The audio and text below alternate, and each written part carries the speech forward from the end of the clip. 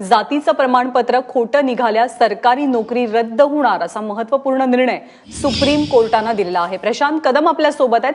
प्रशांत, काय म्हणालेलं आहे supreme court आणि कोणत्या याचिकेच्या संदर्भात हा निर्णय देण्यात आलाय?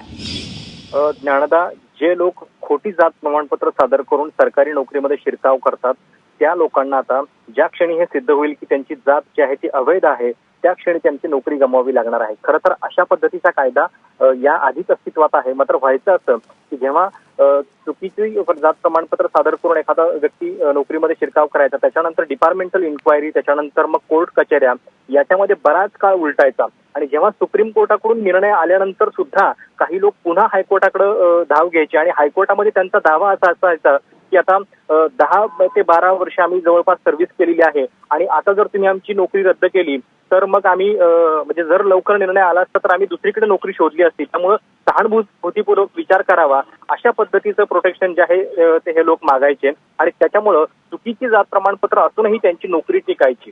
या निर्णयाच्या विरोधात महाराष्ट्र सरकारनं आज सुप्रीम कोर्टामध्ये जी याचिका दाखल केली होती त्याच्यावरती सुनावणी झाली आणि अतिशय महत्वाचा ऐतिहासिक पूर्ण असा निकाल दिलेला आहे सुप्रीम कोर्टानं। त्याच्यामध्ये असं म्हटलेलं आहे की जेव्हा तुम्ही कितीही काळ नोकरी केलेली असेल तरी सुद्धा ज्या क्षणी तुमची जात ही अवैध किंवा खोटी असल्याचं सिद्ध होईल त्या क्षणी तुम्हाला तुमची नोकरी जी आहे ती गमवावी लागेल।